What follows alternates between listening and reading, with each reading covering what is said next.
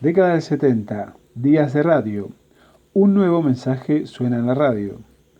Poco a poco la radio logró dibujar un mensaje nuevo y adecuado, y superó su complejo de inferioridad con respecto a la televisión.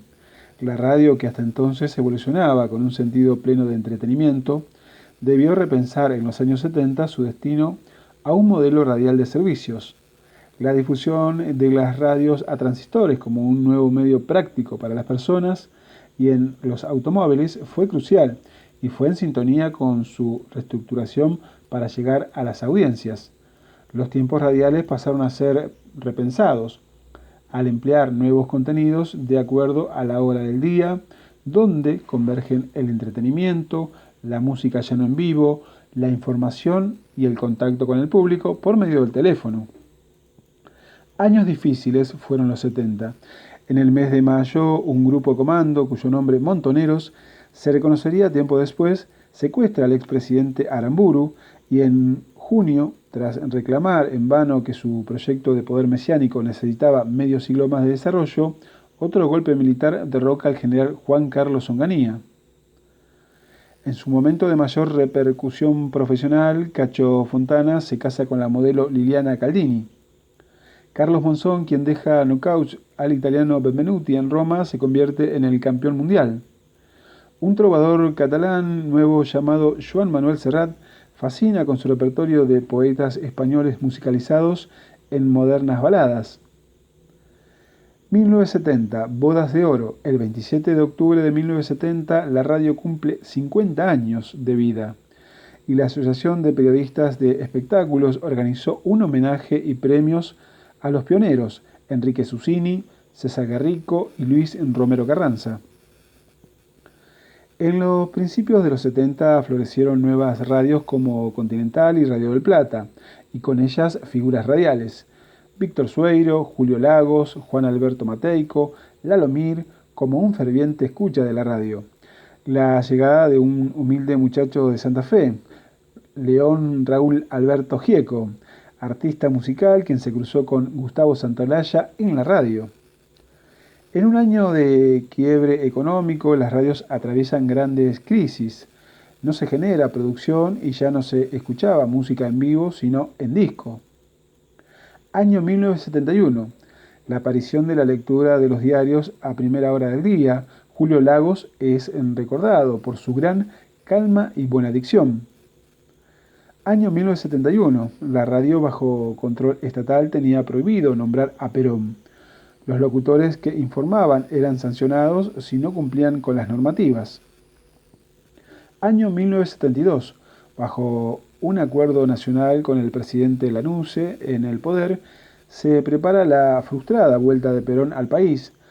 La guerrilla peronista y los grupos de izquierda se enfrentan violentamente con militares y empresarios, los cuales terminarían por comandar un proceso destituyente.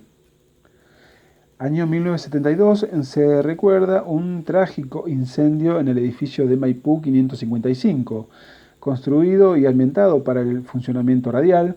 En aquel momento en el edificio funcionaban 5 radios. Año 1973, Perón en Ezeiza, un año en que se recuerda aquel 20 de junio de 1973 por los hechos violentos y mortales. El vuelo de Perón debió aterrizar en Morón, porque en Ezeiza, entre los miles de seguidores que lo aguardaban, habían infiltrados que empezaron a disparar. El suceso era transmitido con una gran cobertura radial y televisiva que debió ser interrumpida por el peligro desatado.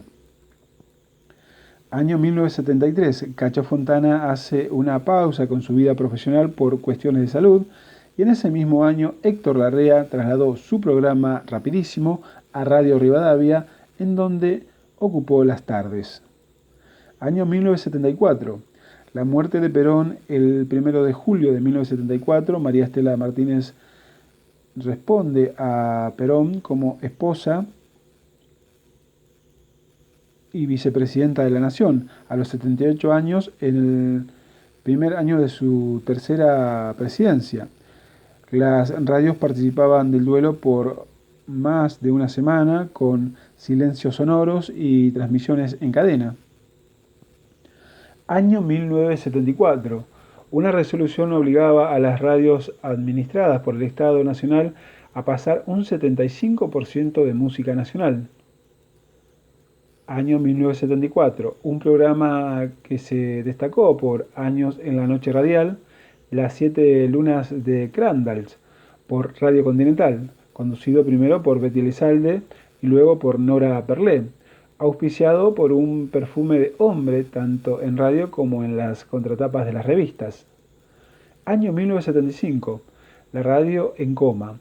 Un referente de producción radial como Cátulo Castillo hace un análisis de la radiofonía por aquel año y decide por medio de un plan sacar a flote a la radio priorizando el medio antes que intereses políticos.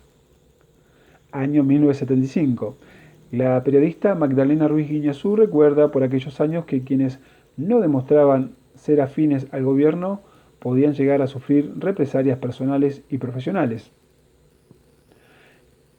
Año 1975, año en el que España muere el 20 de noviembre de 1975 Francisco Franco. Los noticieros de las radios se vieron complicados para explicar quién había sido el generalísimo. El caso fue el de Radio Colonia de Uruguay por usar calificativos agraviantes contra dicho jefe de Estado y su régimen de gobierno. Año 1976, golpe de Estado, censura y terror. A las 3:21 de la madrugada del 24 de marzo de 1976, por la cadena de radio y televisión, los argentinos se enteraron de que una vez más los militares se habían apropiado del poder. El mismo día del golpe eran asesinados periodistas, disidentes y se confeccionaban listas negras de artistas nacionales y escritores opositores. En simultáneo se llevaba adelante el desmantelamiento de las radios del Estado. Todo estaba controlado en los medios y se censuraban o levantaban programas. Año 1977. Radio Dulce. Un año donde la radio se las ingeniaba para encender luces en medio de un contexto de represión, torturas y desapariciones. A falta de noticias políticas, la radio destellaba esperanza a través de noticias deportivas como los éxitos de Guillermo Vilas en tenis, Carlos Reutemann en automovilismo y la flamante fama de Diego Maradona. Año 1978, el año del Mundial. En un tiempo de dictadura, el seleccionado argentino logra en el país alcanzar por primera vez la Copa del Mundo. La radio y la televisión cumplieron un papel determinante para sostener la doble realidad que el gobierno de facto llevaba adelante. La comunicación audiovisual estaba fuertemente controlada y custodiada por los militares. El propio seleccionado argentino sintió que aquel triunfo mayor fue de gloria y dolor por lo que se estaba viviendo en el país. 1978, figuras radiales como Juan Alberto Badía tomaba la decisión de terminar con su exitoso programa, imagínate, por decisión personal. El gran conductor pasó inmediatamente a hacer A mi manera por Radio Mitre. Se va la década. El historiador Félix Luna calificó a la década del 70 como la peor década del siglo en la Argentina. El tiempo en el que las radios empiezan a perder identidad, año en que también empieza a perder fuerza la figura del director artístico.